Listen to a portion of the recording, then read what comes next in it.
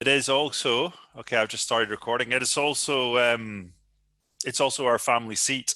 It's where Clan McRae comes from. So yeah, we're just a small clan, okay, but we happen to have a very picturesque castle, and it's not ours anymore. It's the National Trust, but there you go. So it's a cool Wow. pick. Well, Yeah, that's impressive. So I think we said we're going to show an interesting background, but your yeah. story kind of beats mine already. This is my castle. It's the least photographed office in Europe. It's our Düsseldorf office, but lots of videos are being made there. So this is actually the place I haven't been for the last 2 months. But yeah, missing my colleagues there. We only see each other online, which is also great. But yeah, this is actually our Düsseldorf home. So, but yeah, I'll be there Nice. in June again. Yeah. Yeah, So that looks good. Look, let me before we start, right? Um, let me get rid of this. Let me just bring up kind of like the agenda. So you see I that was really okay? looking forward to this, Scott. So exciting to get our webinar going. So really happy that we've planned this. So Yeah, so we're going to look at let's get digital transformation. Let's look at what people are doing at the moment, and kind of perspective from a lot of our customers and a lot of what our talent acquisition leaders are doing, and a lot from your customers and what they're doing. So we're going 12:45. Let's look at remote hiring like a pro, which is all about on the video side of things, about the process efficiency, candidate experience, how you can professionalize. Video is so important now. How you can professionalize your interviewing skills, and then right technology and everything.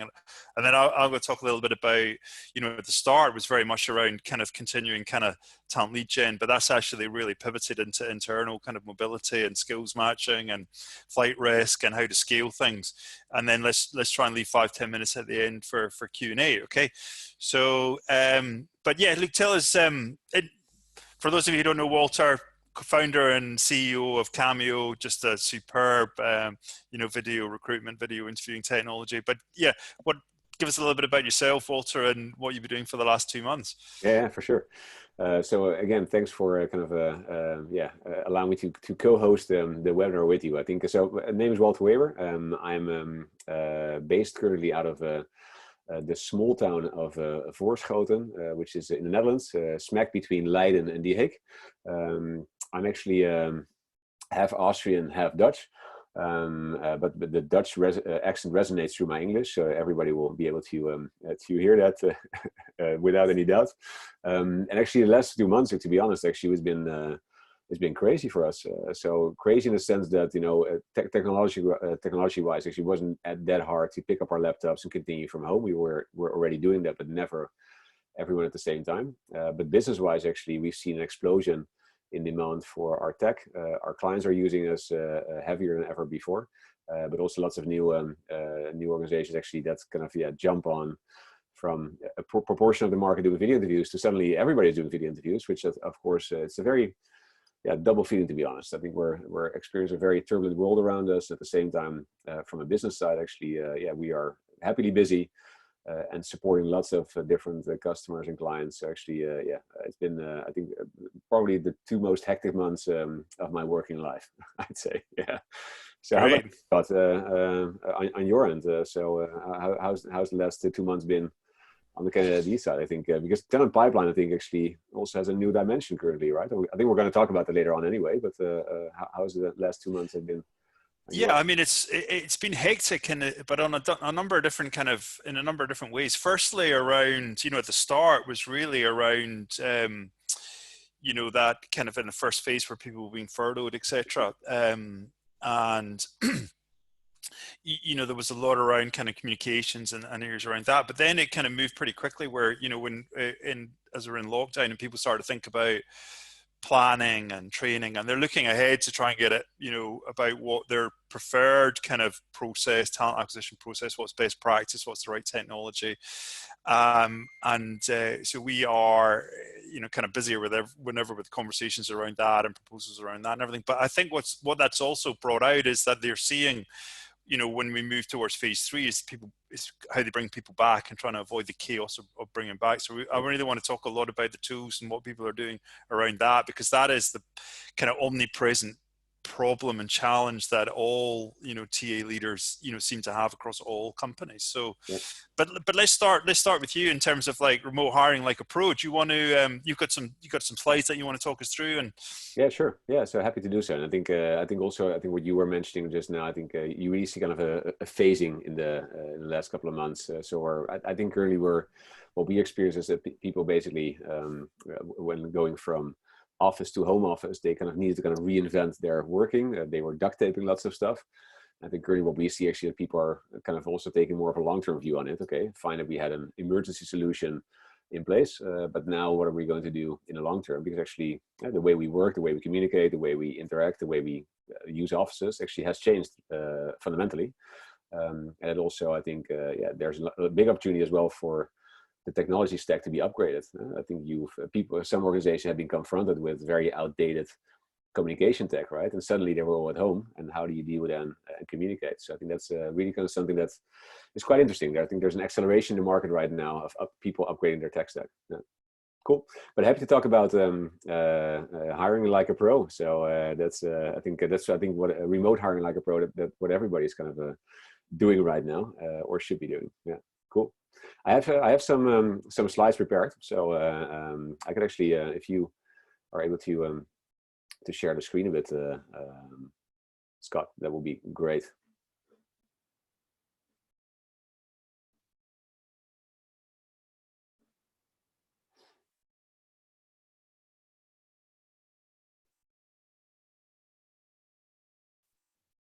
So I think your audio is gone, but so are you able to share your screen? Can you do it straight from yes, there? I can. Yeah, I can. So if I stop sharing mine, you share yours. Yeah, sure. Let's see do if that. that works. All right, folks. Let me go to the right content here, and then start sharing my screen. So give me just a sec to get that screen up and running. I think it's for us. I think as people may have noticed on the call as well. So for us, Zoom actually is a great tool, but actually on the webinar side also gets a bit of getting used to as well. But here we are. We have a deck here that I can share. Great. Yeah, that's great. I think, right? Cool. Just while you're bringing that up, because one of the things that we wanted to do, Walter, but we couldn't do was do a couple of polls. You've done a poll recently, so maybe just talk us through kind of, either now or at the end what the results of that poll was, because that will be fairly kind of instructive for people as well. Yeah, it was interesting actually. I think we had a webinar last week, also kind of focused on the topic of basically people working from home. How do you recruit from home? And actually, we did a poll in that webinar, and basically what we saw is that we asked people, would you have you done pre-corona or COVID-19? Did you do any video interviews as part of some of your processes, and also people, didn't you do it before, but are you doing it now? And basically what turned out, I think in this small sample, I think it was around 100 people that actually answered that poll. It turned out that around 30% indicated they did this already before COVID-19, and currently around 90% is using video as a standard part of their talent acquisition process currently. So that's kind of a bump from 30 to 90, which is amazing, obviously, but also very logical, right? I think all the stuff that you are doing that you did offline, you're now moving online, and I think interestingly enough, actually, what we see in the recent months actually is that people are. There's lots of different ways of doing video interviews. We're going to talk about it a bit as well. But actually, what we see is that many people that are not used to video interviews, they are used to an offline setting in a live interaction, one-on-one interaction, or one-on-many interaction. They just move from that offline to an online setting. So they start using live interviews, and they may use generic tools for that, or they may use specialized tools like ours for live interviews. But I think there's still the switch from offline to online isn't that big, of course, if you just use a live video stream. But interesting, actually, we saw our volume triple over the past 2 months in terms of video interviews conducted. But interesting, also that's reflected in the polling that we did on that webinar. If anybody's interested, if you have one shot at it to scan the QR code here, and then you will see my video CV, and after that it will be gone. So that's it. And this is the picture of me on a mountain run. Basically, yeah, so outdoor activity. That's the picture I thought you were going to put as your background. Yeah, exactly. Exactly. It was a surprise for the deck. Cool. Yeah. So same mountain scenery in the Austrian Alps. So last chance to scan the QR code, and then we'll move on. Let's see. So what do we basically see in on the if we look at kind of the trend that kind of has now been accelerated, and I think we all recognize is actually that we see that people are using more and more video. So not only currently where there's a big bump from 30 to 90% in the way we use it in talent acquisition, but also before that already. If you look at the way we learn. So my daughter, 14, her school actually is doing remote schooling. It's happening on Microsoft Teams. But already in universities before that, we have massive online open courses, right? You don't need to go to a classroom or to a college. Basically, you can just kind of stay at home, open your laptop. There will be a live stream of your professor. And basically the only reason you would go to college basically is to do your exams or do your tests. So I think in e-learning, actually, this has been going on for quite a long time already. Same also with e-commerce. We actually see that if you look at, for example, e-commerce, the way you sell products online, if you post a video with your product versus just a text or a photo with your product, a video with your product will actually lead to 3 times more conversion than just a text or a photo. So many e-commerce companies, they're just posting videos with their products because they know it just bumps conversions. So I think the learning of video actually has been widely adopted. And currently we see, of course, that also accelerating in recruiting. And the good thing actually is that there's research out there. When you look at a video, you remember way more of it when compared to reading a text. Yeah, so that's also, I think, a good side effect of it. So we actually, on the Cammio side, we've been pushing video since 2013. So and Scott actually has been a partner in a part of that journey with Candidate.ID. But actually, basically, we've been around there since 2013, really starting out with video interview formats, then also launching job vacancies. So basically, bringing your vacancy to life with video, but also bringing personality to life with video with our analytics product. So where you can actually use the video as input source to create a personality profile.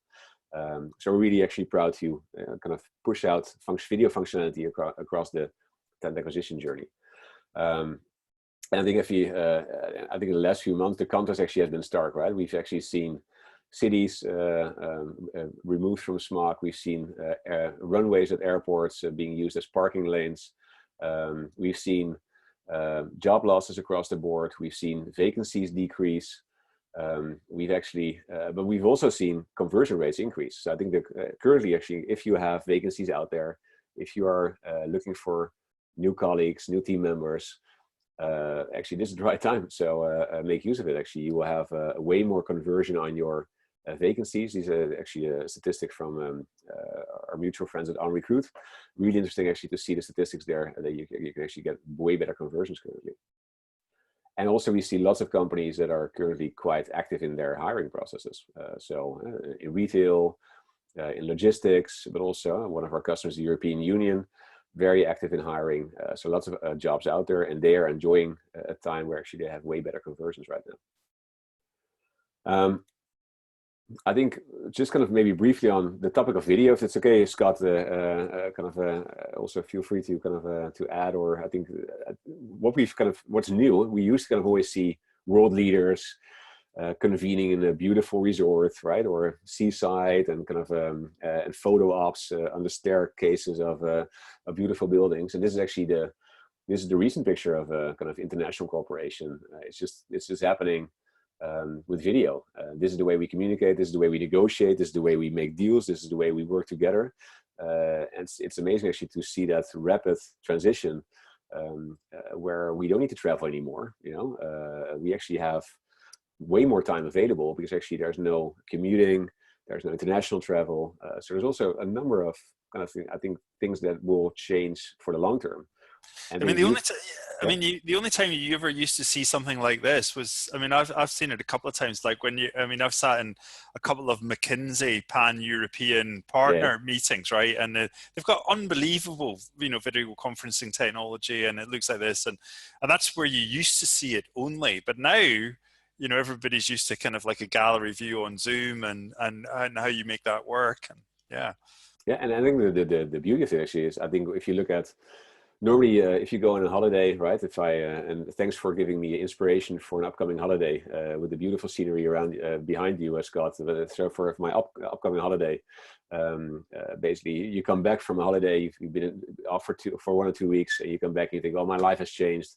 When I go back, actually, I'll do stuff differently. I'm gonna kind of take the rhythm and the relaxed way of doing things from my holiday, but trying to keep a bit of that in my working life. And what you see actually that people in day 2 of their work, they just kind of revert back to their old habits, which is fine, so I'm happy with that. But if what we currently see actually that people have changed their habits for a period of 2 to 3 months, and they will continue to change their habits for a longer period to come. And I think this will actually, if you look at change management, this actually is creating a fundamental change, because actually this really is the new normal, because you are used to it right now. And it hasn't been a brief interruption of your normal activities, but actually it has been the way you're doing and working together for quite a while. So I think actually this will fundamentally change the way we communicate and we think about travel. I also think as well that's relevant in the sense that, something that I'm going to talk about where, because there's so much kind of thinking and planning going on at the moment, people are thinking about, okay, look, there's a number of deficiencies. It's that whole thing. If we were starting from here, we wouldn't be starting from here, right? Yeah. It's kind of, now's the opportunity to do what Milan is doing, for example. We're just not have any cars. Okay. Thank you very much when we open up. But what we see are companies going, now's the opportunity. It's a one-time opportunity just to index their skills. All right, let's just get all the information that we need as part of like this process and kind of benchmark but get the information. So no, exactly. I think what we see with many organizations, kind of, as I said, they were kind of in survival mode, kind of, okay, we need to kind of the process need to be keep going. But right now, actually, I think there's lots of planning going on. How are we going to do things differently, and how are we going to look at mobility? In our team, kind of many people who came by train, tram, car. We had a call this morning with the team. Actually, people are buying bikes, right? So, I think the bike was already popular in the Netherlands. I have to confess, but actually, it's going to be way more popular and crowded on the bike lanes there. This is actually just a collection of tools I've used last week.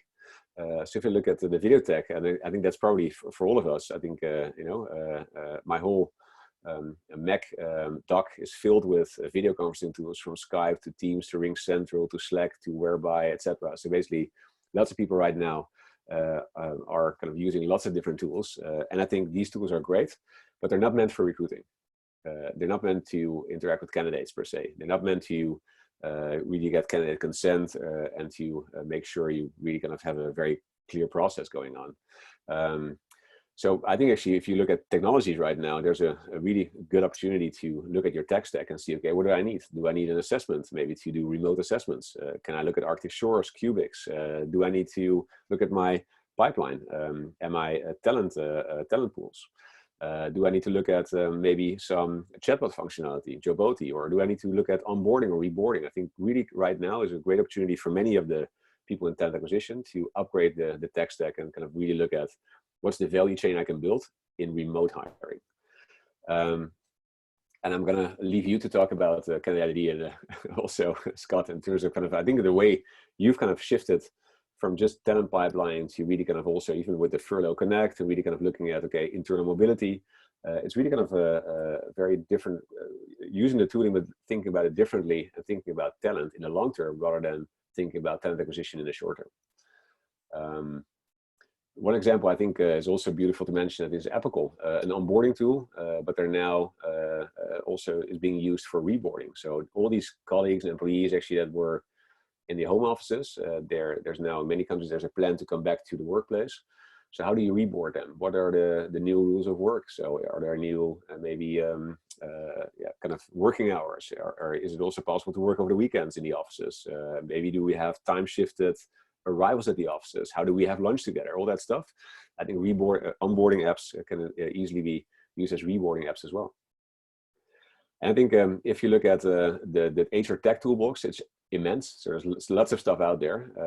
And if you look at interviews specifically, which of course is our expertise, we actually see that our clients are using Pitch, which is basically a way for candidates to introduce themselves remotely via video. So just as part of the application form, or automated interviews, where you have a structured way of interviewing candidates, but also remotely. People can do this time shifted whenever they want within a certain deadline, or live interviews, which is of course a format that many people are using right now. All right, so basically, and even using generic tools for it. But I think it's really worthwhile to look at a fit for purpose video recruiting solution for live interviews, where you can actually get candidate consent, you can actually get make a recording with permission of the candidate. You can actually have structures as well. You can have scripts. It can be custom branded. So there's really a different way from generic tooling versus recruiting specific tooling. And this is, for example, an example of a live interview where you can actually have a script next to your interview. You can actually tick off boxes and say, okay, anybody that conducts an interview with a candidate should also make sure that these 5 topics are covered in the interview. You tick them off, you can rate them, you can collaborate with your colleagues, you can even make a recording, and it's all custom branded, right? I think for everybody who's new to video interviewing and video recruiting, there's a number of things actually that you should really kind of take into account. And I think Scott, I think you've been doing video conferencing for a long time already, and still it may be different in the context of hiring somebody and in the context of recruiting. We actually have a channel on YouTube, Cammio Me, and there's lots of tutorials there as well that can help you with what you have to look out for. So, for example, the light is very important. So having front light, preferably natural light on your face rather than the light from the back. Making sure your audio works. Work with a headset and work with a microphone rather than just other tooling. So basically, really kind of lots of tips and tricks available there. There's a couple of things on this, which because everyone will have experienced it when it's done well. Okay, so I've noticed a couple of things in the past 2 months which have really stood out. So the first one was when we Booking.com used Blue Jeans as a video conference, right? And the sound was incredible. Okay, it was like, wow, that's so rich. And then I saw up by the Blue Jeans logo, there was a Dolby sound logo. And you're like, that's clearly one of the things that Blue Jeans has done, is like, we're going to excel at sound. The other thing I saw was I was on a video meeting with somebody else the other day, and the quality of their picture was just outstanding, and the background was a little bit. And I said, "Why have you got your image so good?" And he's like, "Well, we were given high definition cameras." Yeah. And so there are some things that each of these 3 areas that you've got here. There are some things where you can definitely take it to the next level even from a tech point of view. Yeah. Yeah, at the same time, actually, I think a really good point, because I think you should also kind of take into account that if you are optimal, your sound is amazing, your image is amazing, but on the candidate side, it's more variable. You also want to make sure that it becomes it's not kind of a barrier for the candidate, that they feel like, okay, my microphone or my camera will not be that amazing as my counterpart, the interviewer. So I think it's really kind of good to look at all this tech in the interview and optimize it. And also allow the candidate to have access to excellent technology, rather than being faced on, maybe doing a WhatsApp call, which is also, I think, very hard to sell when it comes to GDPR, right? I think it's there's lots of stuff you can do, lots of tips you can find here on our YouTube channel, of course, powered by video. I think the most important thing is, and I always forget this, is to smile in your video interviews. I think many people are very concentrated. They are thinking about what they're going to talk about. They are concentrated. They are aware of their image, and they just forget to smile. So I think the most important tip, apart from all the technology, please make sure that we don't forget to smile and put some friendliness into the interview. And I think actually you can make even a bigger effort there, because of course there is technology between you and the candidate. So it's important to add some warmth as well, and also allow for a casual introduction and not just go to the point immediately. So have a friendly atmosphere in the interview. I think I think we talked about that. I think what we see there's also info available here at the candidate support page. So there's also ways for you to practice video interviews, etc. But I think one point I'd like to mention here is kind of don't forget to communicate. I think, but that goes for anything you would use in the talent acquisition process. If you use stuff as surprise elements. So basically, suddenly the candidate's surprised that there's a video interview, or they're surprised that there's an assessment, or they have to do this or that. Make sure you have a transparent process, so the candidate actually knows up front what they're in for, what's expected of them, why it's expected of them, what's in it for them, and actually don't make it a surprise. So I think the most important thing currently is, because people will be insecure of what to expect, make sure you are awesome at communicating. Maybe even provide a video and explain the process. So this is step 1, 2, 3, 4. This is what's going to happen.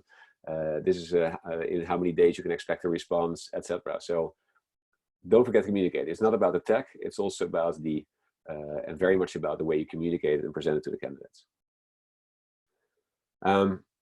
Yeah, I think overall, just to summarize here, I think make sure the process is transparent. So for hiring manager, candidate, and recruiter, tech can really help you, but don't make it cold tech.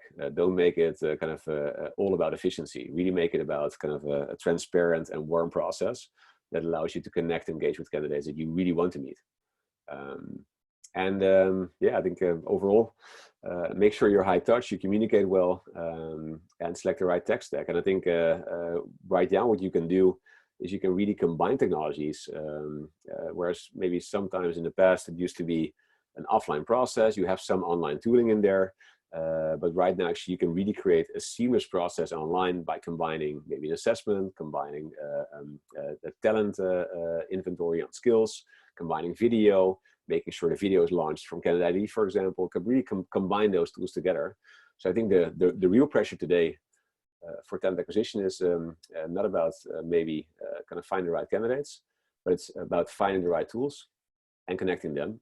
So upping the IT skills on the TA side. That would be, I think, my take. What's your view on that, Scott? I mean, I think that what we've seen, right, which is what I'm going to go on to talk about, is these takeaways here, right, they were absolutely bang on relevant for talent acquisition, okay, for hiring, okay. Now, at the beginning of the crisis, they had, everybody had people that were in a hiring process, and they suddenly had to kind of shift and pivot to being able to do it digitally, and so video really came to the core. But what's really moved now is looking at, there are, I think 75%, the data from the States and from the UK is that 75% of companies have either got a hiring freeze or significant reductions. So they're not really hiring that much. So this area here from a hiring point of view is still relevant. There are a few people that are, still hiring as kind of normal. But the big shift has been in terms of internal, and that rehiring back, like you're talking with Apical, and how they started to use a lot of the technologies that were, applicable in talent acquisition, within what you would call internal, mobility and rehiring and all that sort of stuff. So all of what you've got here is absolutely relevant for that too. And I think the application, from video, and we'll talk a little bit about this on the way through, is potentially very powerful too.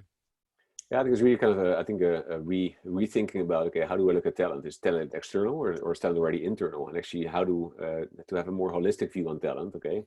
Talent doesn't mean just a job title or maybe a specific CV or a certain experience, but it's also about skills, personality, and how can I match my internal talent to the next job or the next career opportunity, to also in the long term, I think right now, to allocate the resources to the right place, but in the long term also to make sure you have, you're making sure you give people career opportunities, and you're also reducing churn in a market where if they can find an internal opportunity, why go for an external opportunity, right? So I think it's really kind of an opportunity right now to refocus our view on talent. Yeah. So, I mean, what I wanted to touch on in the next kind of 10 or 15 minutes is really just about what we've seen in that shift from talent lead generation to internal mobility. And internal mobility is it's really around what we've seen as, I'll just bring up. Yeah. So, we see a lot of companies looking at the crisis in terms of 4 phases. So phase 1 is what we've been through, which is, what was happening in terms of staff being furloughed, sites closing, businesses going out of business, and then phase 2 is lockdown, where we are at the moment. And so in phase 2, people aren't moving around. There's kind of sites are closed, so there's essential maintenance going on. But there's a lot of kind of training and planning going on, which I think is leads to the amount of conversations that you'll be having, with companies, and we'll be having with companies, because they're really looking at what their kind of optimal stack is, going forward. But they're really also thinking about rehiring and scale up, when things start to lift, okay, with a view to then what does the world after COVID look like, okay? And, what we really see is this, you'd think that the majority of companies would have a really good handle documented and captured somewhere about the skills and the competencies and the attitudes and the behaviors of their staff, so that they could match them to roles if there ever was going to be a matching. But they don't. It's the minority have. The majority don't, and the data is very disparate or spread out.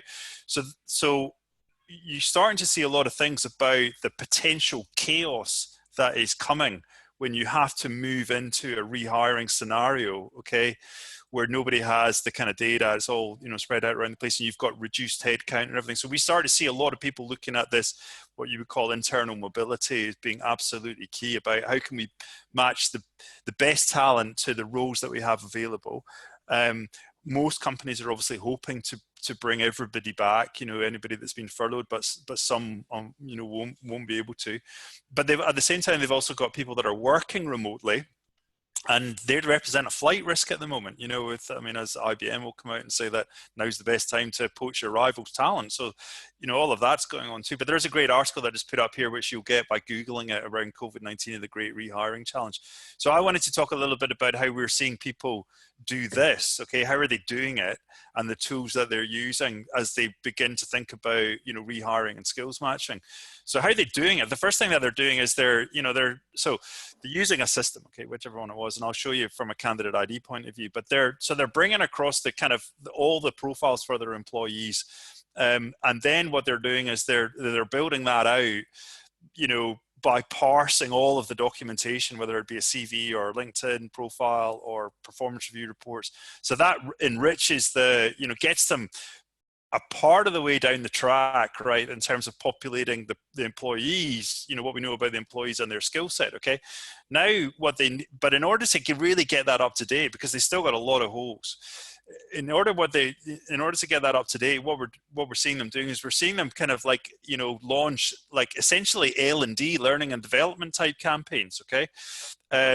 Which, to try and, where would you like to be in 2 years, to really kind of fill out, where they've identified that they don't have the information on skills, right? They want to get the employees to populate all of that. Now they're using video to do that, okay? They're using stories to kind of like, pitch the L&D story. They're asking, kind of their employees to, kind of like respond back either in recorded videos, and then they're using the sort of technology that you have, to be able to kind of mine that to populate out the Candidate ID profiles. And they're building them in like automated campaigns, with email and text messaging to landing pages, etc. like that. Now what that does is that eventually gets them to the employee profile that they need, which has all the skills and the competencies and the attitudes and the motivation and behavior. Now what they've got then is that they're either doing two things. They're using, AI technology to mine that, okay, to find the best match, right?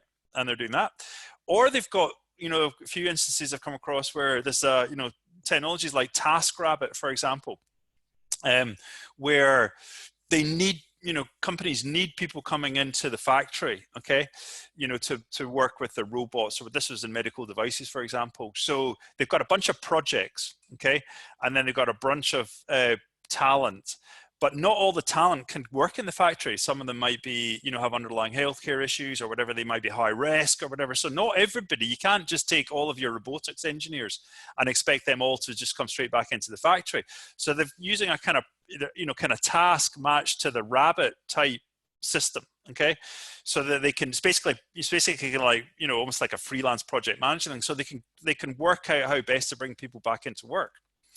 And then what they're doing in terms of all of that, with the matching kind of capabilities combined with the tracking and the scoring capabilities, that means that their internal mobility specialists can focus in on the best people for the available roles, right?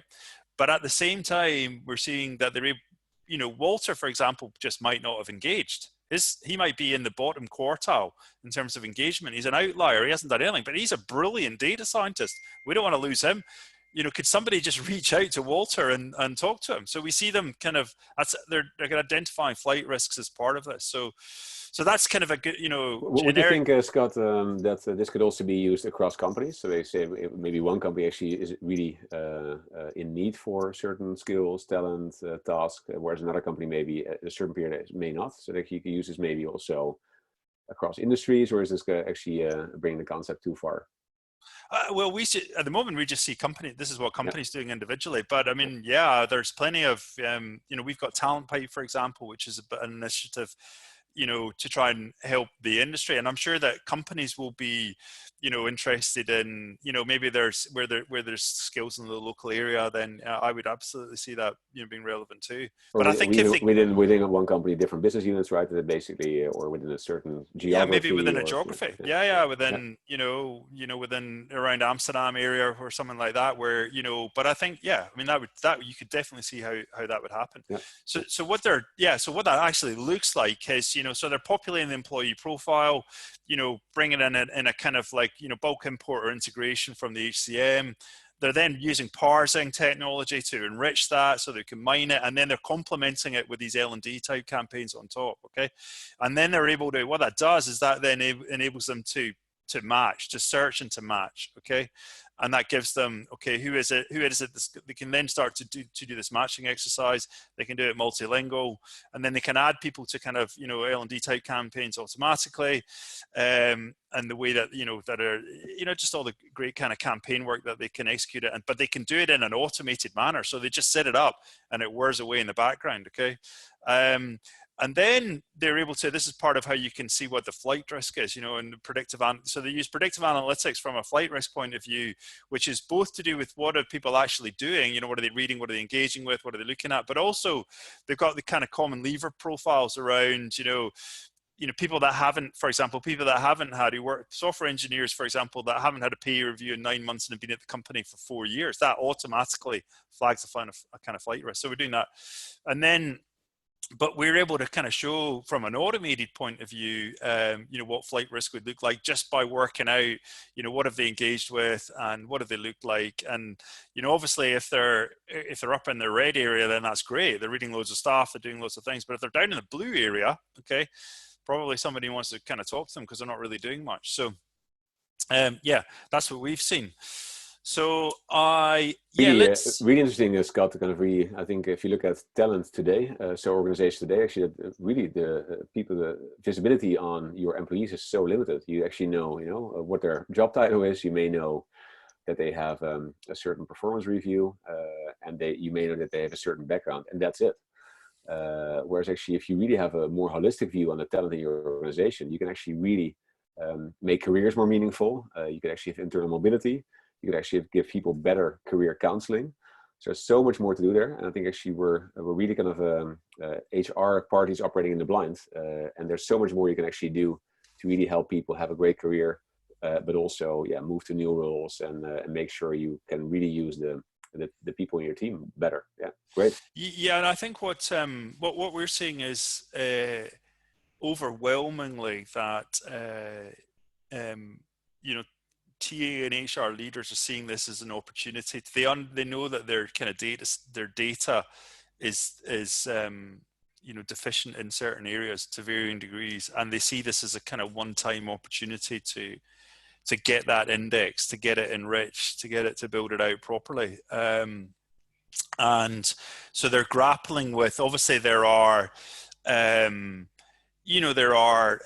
communication kind of challenges. There are data privacy kind of challenges. There's a lot of, things that float around kind of getting the data that they need and how they do it and systems and things like that. But they're grappling with those, with how to solve those problems to try and make the most of this opportunity. So I wanted to say to everybody, who's on the webinar, if you've got questions, fire them in now, for Walter or myself, and we'll, we can do our best to answer them intelligently. But a couple of things I wanted to ask you, Walter, was, right, so tell me about, I mean, obviously, I see, you know, our from an online point of view, you see our children, you see lots of different people. I think Microsoft Teams, for example, have given away Teams free to all educational establishments in the UK. I'm not sure where they've done it globally, but it's a great initiative from Microsoft. They've also allowed all companies to, I think, to use premium for free for the whole of 2020. Maybe you've got to be on a basic paid subscription. So so it's kind of like, you know, Teams is there, like, and people could use Teams and use it, but that's a generic, you know, video kind of platform. Tell me about, you know, from your experience, the kind of the differences between a specialist, you know, video, you know, solution for talent acquisition and internal talent versus a generic one. And so if, you know, I'm sure that everybody who's on the call is you know, is convinced that, yeah, hey, we've got to be using video, we've got to be great at it, we've got to be doing all those things. But how would they build a business case internally to go to their boss and say, look, I understand we've got Teams, but it's not fit for purpose. These are the reasons. What would you recommend? Yeah, it's a good question. I think when I recall, we were starting out in 2013. The question that we always got was, what's the difference with Skype, right? So that was the question in 2013. I think today, for many people for whom video is new, the 60% actually that has started using and maybe Microsoft Teams or Zoom, and using it in their talent acquisition process or in conducting interviews with candidates. The same question will apply. And I think the question is really about kind of candidate experience. So if you look at a more generic tool, the tech underneath is all the same. So all these tools are using WebRTC, web real-time communication. That's kind of the underlying tech, and it's the same in Hangouts, in Teams, in Zoom. It's all using the same tech stack. But the user interface and user experience will be entirely different.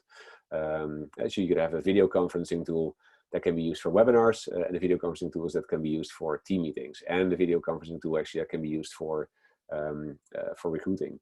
In our case, if you look at Cammio, so there's not just the live interview interaction, which actually happens in a branded environment. So basically, you can welcome candidates with a video. So when they come onto your page and into the interview, they can be welcomed with a welcome video. This could be, for example, the CEO telling them, you know, welcome to your interview.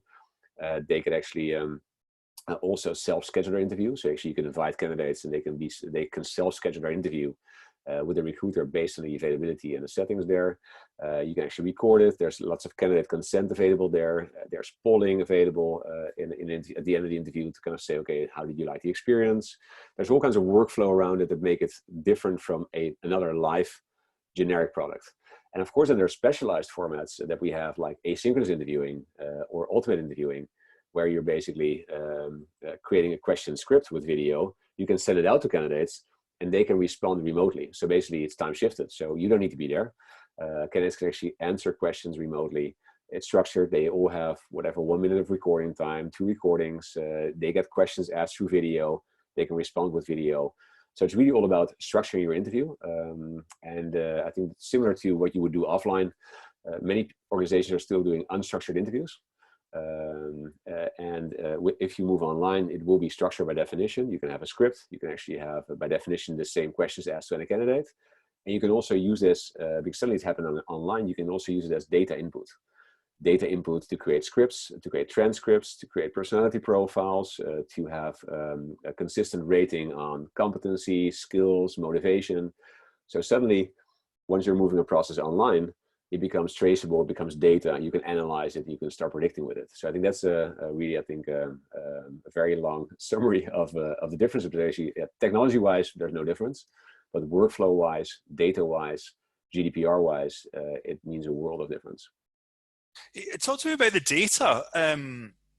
What is it that I mean, obviously, if you have the right technology, you can mine the data that's actually in video very effective. There's a lot of stuff that you can get from it. But talk to me about how that, you know, translates across to skills and competencies and, you know, ambition and motivation and behavior and culture and, you know, so what we actually see, if you have a structured interview, and basically you could, for example, ask questions based on the values of your company, right? So what we also do is we use the audio of the video interview, use the audio track, transcribe it into text. So there's speech-to-text technology available, and then we can analyze that and create a personality profile with 30 facets about eagerness to learn, openness to new experiences, the way you structure work. So there's lots of stuff there from psychology, basically, to really help you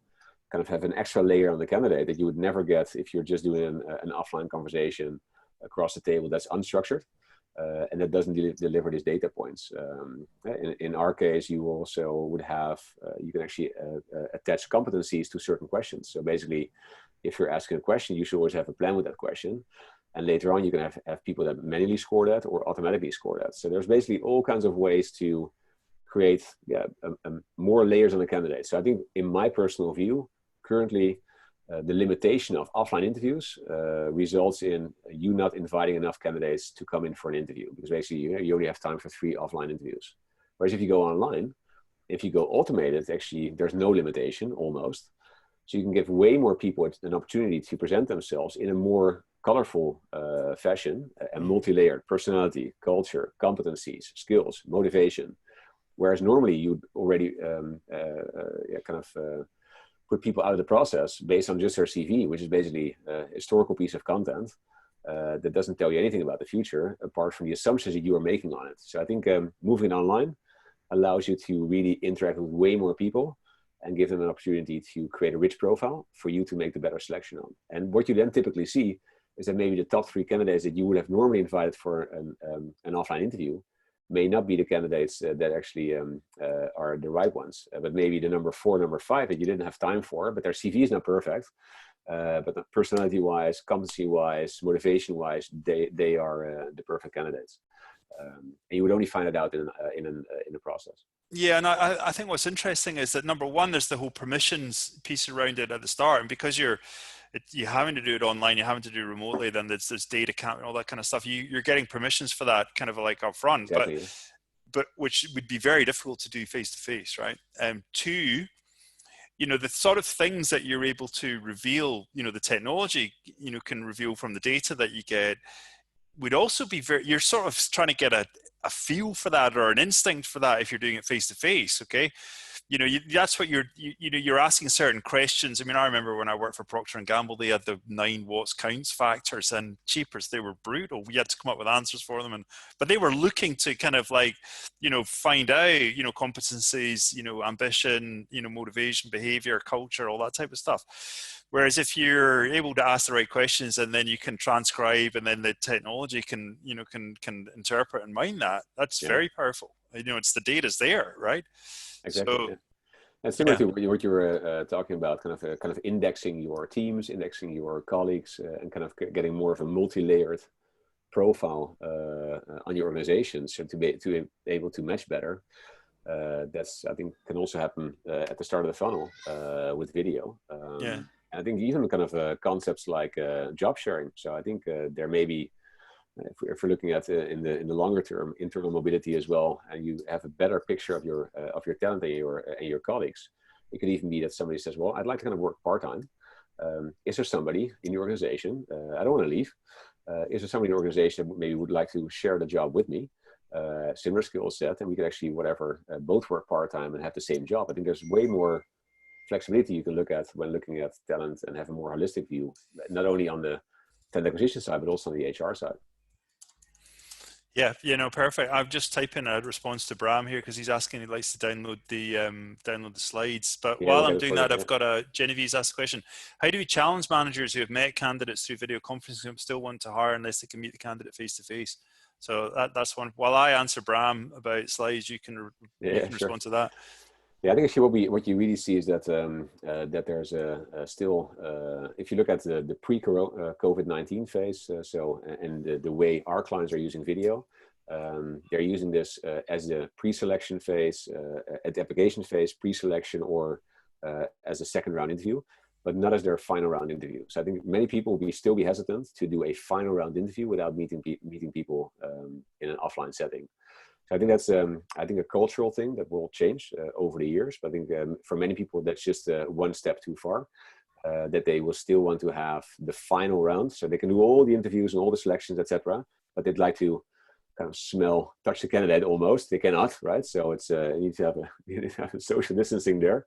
but actually they really want to meet the candidate offline. So what we actually see is that a few organizations actually that are already a bit more used to video are now also taking the step to do the final round interview on video. But for organizations where video is new, they would still want to have a final round offline, which is also, I think, possible. But I think already, if you're applying video in the first and second interview, but not in the third interview, you already are saving a lot of kind of, how you say, kind of travel time, physical meeting time, etc. So I think I wouldn't say it's a problem.